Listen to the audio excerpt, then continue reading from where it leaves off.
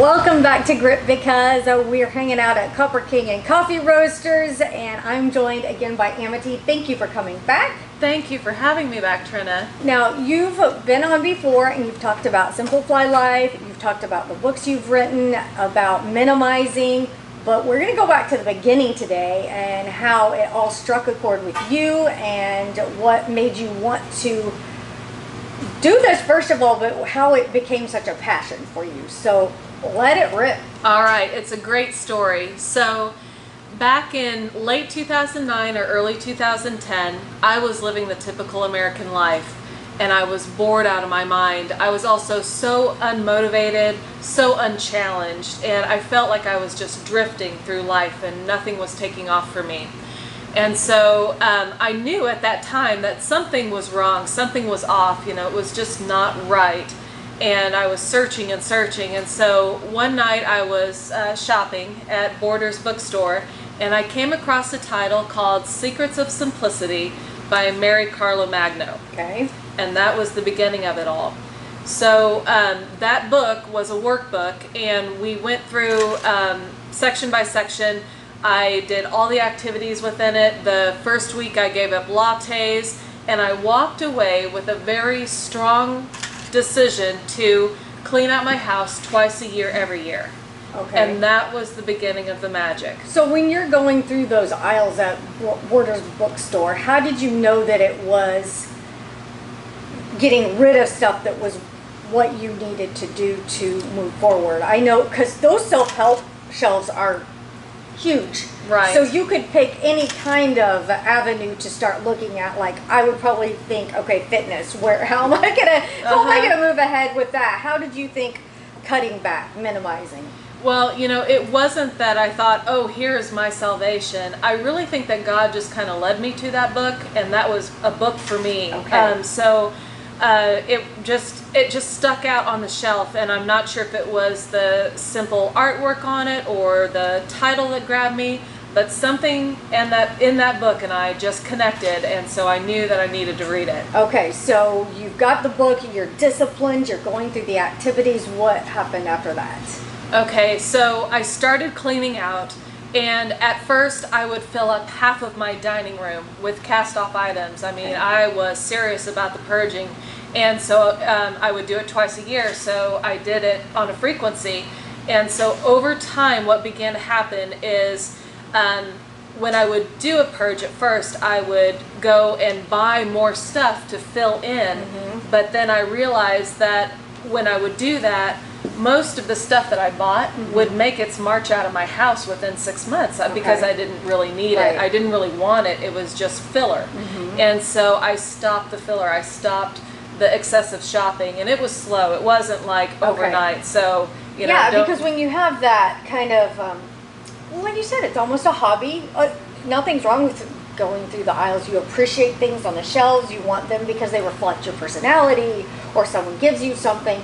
How did you kind of start weaning yourself off of that and telling yourself, do I really need this? Okay. How did that work? So I don't know that we've ever gone into it before, but I had a very serious shopping habit. We can almost call it an addiction. Wow. And so I was almost wall-to-wall furniture when I started. Wow. So this minimizing and everything and getting the shopping under control, it just made me realize that instead of shopping, offloading can give me a high. Yes. The minimizing process can give me a high. So the more I let go of, the better I felt. Okay. And that was why I kept going and going and going. And I see this in my clients as well that I work with. You know, when they get latched onto it, when they understand what they're doing and what an impact it can have, they're all over it and they're all about it. Could you liken it to substituting one habit for another? Like a lot of people who are learning healthier eating habits, learning that they can substitute something healthier and they feel as good as taking in that sugar or that cookie or cake they don't need? Right, it is about substitution because I do think that we have emotional needs that have to be met somehow. I was meeting my emotional needs through shopping. When I was bored, I would go shop. When I was angry, I would go shop. When I was happy, I would go shop to celebrate. Okay. So instead of doing that, I came up with lists, like lists of free things to do or lists of things to do outside, and just kind of directed my attention away from the stores and began doing differently in my life. So the offloading met that emotional need for me to be accomplishing something or to have a win in my life, you know. And so that was how I transferred over from being very much into consumerism to being very much into minimalism. Okay, I like that, the list to distract yourself or just change your mindset. Again, going back to what a lot of people who are trying to be more active or eat better do, they start making lists of things they can do instead of turning on the TV or just doing some of those negative habits. So it's all about redirecting energy, forming new, better habits. Okay, so we're at that step in your journey. What's after that? Okay, so when I realized what I was doing and we were getting our clutter under control, suddenly our 1,100 square foot house became very spacious. And over time, and I'm talking years, we got to the point where it was hard to get a box out of our house when we would do a purge, and it's still that way today. So in 2015, I had what I hope was the last personal garage sale of my life, and we reached what I call the essential. Okay, and the essential is the perfect level of stuff. It's like homeostasis for your stuff, in the sense that it's like it breathes. So when something comes in, something else goes out. When something goes out, something else comes in, and that perfect level of stuff is pretty easy to maintain. So we got there, and then about the same time we had our stuff under control, we saw a change in our finances also. We had started paying extra on our house with my husband's prompting, and so in June of 2015 we retired all of our debt, including our house, and we were perfectly debt-free. So because we didn't have any pulls on our finances, we started rebuilding at a tremendous rate. And so it went on and on and on, and in 2.5 years, I mean, we had, in one account, we had a huge amount compared to what we started with. So it's just like the biggest pay raise you'll ever get is to get out of debt.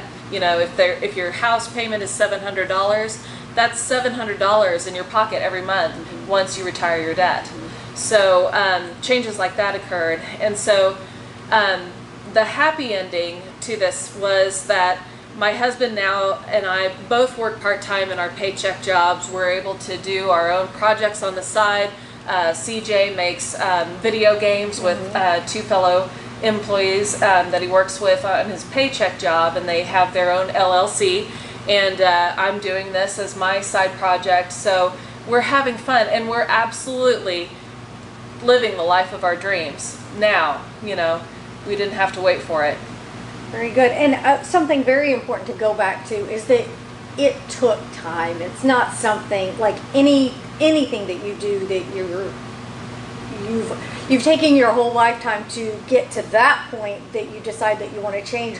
Give yourself patience and kindness as you're moving forward to make those changes, because it will take time, and you don't have to be like somebody else. Like what it will look like for me to downsize will not look like Amity. As much as I may want to be that way, it's probably not going to, because we have different lives, and that's okay. Absolutely, yes. So is that, I mean, what kind of pointers can you reinforce when you're telling someone that and they get in their head that they've got to just, you know, strip down their house? It's not like that, right? Oh, no, it's not at all. So clutter is like an onion. When you get the first layer gone, you're going to see a second. When you get the second layer gone, you're going to see a third, and so on and so on. It's also a journey. It's not a destination. You will never fully arrive as long as you live, because you're always going to be bringing stuff in, whether it's groceries or a knick-knack or a piece of clothing, and you're always going to be letting stuff go, whether it's food waste or, you know, you're just going to have a flow throughout your house. So to accept that and embrace that will really make the journey easier. Also, you're going to have plenty of face plants, you're going to have plenty of delays, you're going to have plenty of setbacks. You know, you're going to realize that you meant to move in such a way that you could get closer to your goal, and you've actually set yourself further back. You know, that happens, and to accept that also really helps allow yourself to forgive yourself and go on. Yeah, because life happens. Medical things come up, you know, life just happens, and that's okay. Right. But it's just making that realization of what you can get towards. Right. Okay. And never giving up. Yeah. Never ever giving up, and staying with it and keeping the momentum going. You know, even if you have 15 minutes a day and that's all you have, so do a drawer, do a shelf, do something, but don't stress yourself. Don't think, oh, I've got to get my walk-in closet done this weekend. No, you don't. Maybe you need to stretch it over a month or two to get it done, but just don't quit. Okay? Yeah. Now, getting someone involved is helpful too. I know they, in your book, you had referenced how much fun it was for you and your mom to spend time together, and you would go shop. But you kind of changed that along the way. We did, yes, and we still pick up stuff, right, but not as much as we did. And the way we had fun with it when we were both in the serious part of downsizing is we'd go into the store, we'd pick up an item, we'd threaten to buy it for the other person, right, and then we'd make up a story about how it could be used. You know, we'd just have fun. We would just have fun in the store. We might get one or two things, but we didn't have a cart full, and that was so encouraging to both of us. So a lot of it is just making the memory together. How do you use photographs for a lot of your substitutions? Okay, so I am a big fan of digitizing the sentimental items. If you have something that you don't want to let go of because it was from grandma or from a boyfriend, just think about, you know, if you take a picture, you can still see the item and you can still have that memory of that person and that kindness, that act of kindness that was done when they gave you the gift, but you can let the actual physical item go and not hold on to the clutter, especially if it's in disrepair, doesn't work anymore, you know, isn't beautiful and useful to you anymore. Right. Yeah. Very good. What else can you give us about your journey that you want to make sure people know about? Okay, so the first thing that comes to mind is it is quite all right to involve God. Okay. I talk about this in my book, Simple Fly Life, the Manual. I think that God is a fan of thrifty and a fan of getting out of debt and a fan of not wasting. I mean, there's even Proverbs in the Bible about how justice is impaired by waste. Okay. So the thing about involving God is, you know, He will give you opportunities. He will answer your prayers. One of the famous stories is when I needed a mattress because the one I had was killing my back.